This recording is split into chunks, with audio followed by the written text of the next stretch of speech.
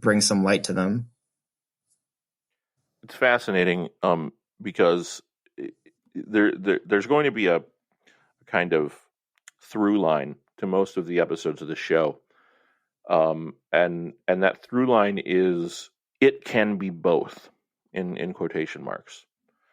Well, I want to talk about strategy here. Now, I understand that, this is a passion project for you, and the forgotten stuff is important. But I want to talk about when you decided to create this thing.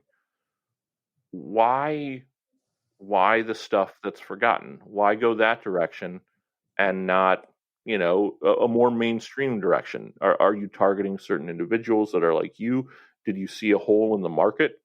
You know, for the uninitiated in the comics industry, which is my background, fanzines have been a thing for a long time, but they were on a bit of a downward ebb when Strangers came about. There's not a ton of really good fanzines out there.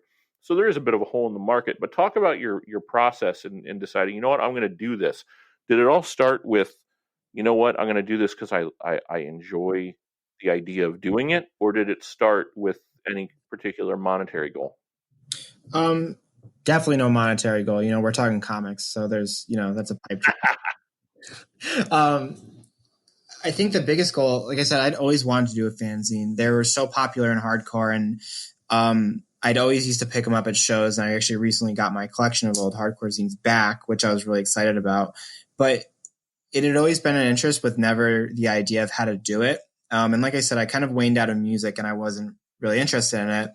And our good friend Chris Delando handed me a stack of things one day that he didn't want, and in them was this copy of Amazing Heroes, and I had never heard of it before. And for those that don't know, it was more of a proper magazine, I guess, considered, through the 80s and 90s, that was just all about comic books, and it printed articles and interviews. And the one that I got was had a big Grant Morrison interview, and I was really fascinated by this relic. And I was like, I didn't realize that this was a world within comics. I didn't realize that zines and magazines kind of translated over into the comics world. Because like I said, I've only been into this for a little bit of time. So the initial idea that I had been pondering and wanting to do was like, okay, I'm going to do both. I'm going to do one about music and comics. And I was going to work with my friend Joe on it. And it just kind of, the idea sort of sat. I was like, all right, I'll cover weird, darker comics, and then I'll write about death metal and metal music. And eventually one of the bigger issues is why I've never written about music, because I feel like I have nothing unique to say about it. And I think there's a lot of people that can be doing it a lot better than me. So I've never taken that jump.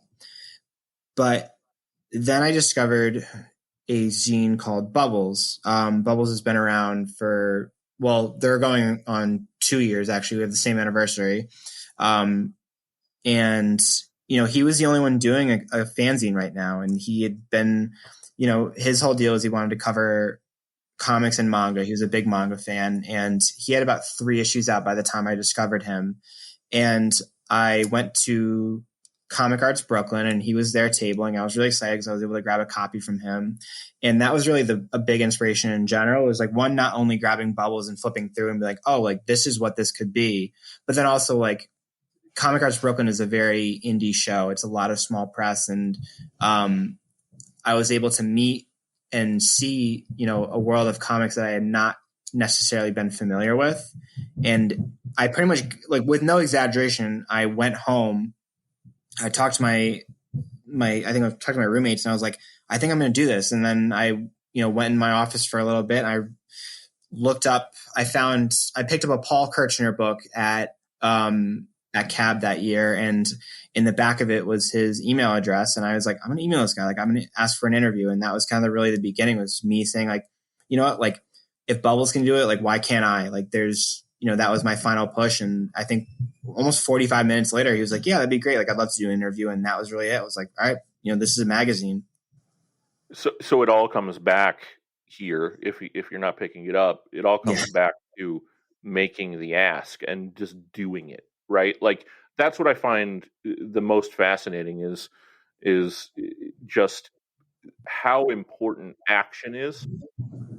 And if you feel passionately about something and you want to do something, just doing it, because all of a sudden you're in this snowball and you're rolling downhill, and before you even knew it. So the fanzine, we're going on issue number 6 now at this point. Is that correct? 5. Going on 5? Going on 5. I'm currently working on 5. I started it last night.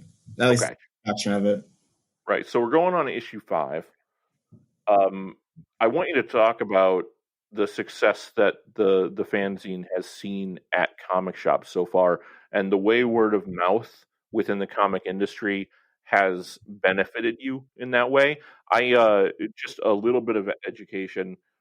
Comic shops uh, are essentially the last cottage industry in North America, and really the world to that end. There are about 2,200 brick and mortar comic shops in the United States and Canada, and they all go through essentially one distributor for their comic book, their weekly comic books. We could get really deep into that, but word of mouth travels very fast in an industry like this.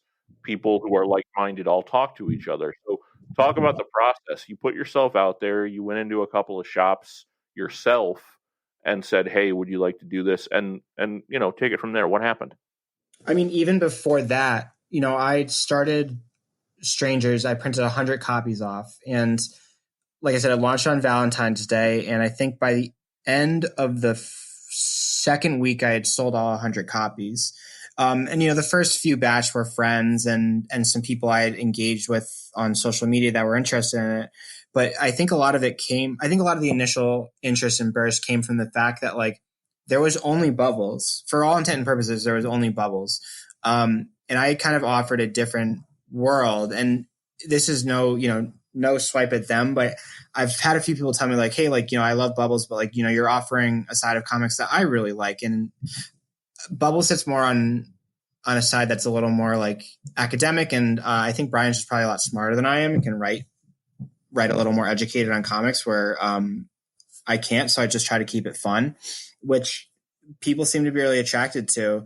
So the first printing of Strangers sold out pretty fast because I think maybe 30% of it was sold actually online, and then the rest of it was just sold to comic shops. And a mix of that was, I think the first shop that hit me up was Floating World in Portland, which was, mind blowing to me because when I first started the magazine, I had a list of shops I wanted to be in. It was Floating World, Desert Island, Gutter Pop, and then a couple more. And I think by the end of the second week, I was in half of those shops.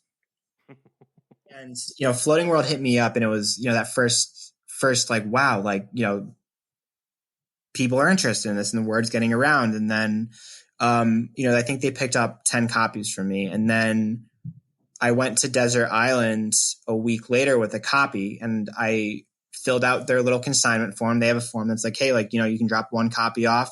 We'll put it in the bin. If it sells, we'll give you half your money. And if it doesn't, they'll throw it in a free bin. And I think 2 days later, they messaged me. Gabe Fowler, who the owner of the shop, he was hey, I just read this. We just put it out. I love this. He's how can I get more copies? And I think I passed him another 10. He said, that was 2 shops. And then it just kind of picked up from there. And a lot of it came from also me sort of intentionally interacting with people. I would either follow shops or I think I've only ever really messaged 1 or 2 shops as a cold email, but a lot of it came from just, social engineering maybe, and making sure I was getting on their radar, which has really helped. The marketer in you comes back to I know. take over it. Yeah. So how many shops are you in now? I think it's 17. And that's all. There's 17 with a few more orders that I actually got this week that I have not fulfilled on. And from a circulation standpoint, where do you sit? Between 4 issues, we're at over 1,000 copies sold. Issue 1's on a 5th printing. Issue 2 is on a 4th. Issue 3 is on a 3rd, and issue 4 is on a 2nd printing. to put those numbers in some context for folks, there are weekly comics that don't sell more than 250 copies a piece. So when you're talking about something as niche as Strangers and as a fanzine, that's not a kind of success that happens regularly. Obviously, there's not a ton of fanzines out there, but certainly it speaks to your ability to fill a hole in the market. And speaking of holes in the market, you didn't, you alluded to this earlier. You talked a bit about it, but I want to really dig into it now. You've already transitioned from just being a fanzine with Strangers to being much, much more. Talk about why and how you came to the decision. You know what? Maybe if I were distributing comics for people or publishing comics for people, I could make this even bigger, and maybe one day it becomes a bit more self-sustaining. Yeah, I mean, the why is because I just think I'm obsessive and I just have no self-control and no one to stop myself. So, Well, hold on, let me stop you there because I think that's really interesting. You call it obsessive, and you don't have self and all of that stuff, and that goes back to talk about from previous conversations we've had today about with the content stuff at ReadPop and how kind of singularly focused you can get. So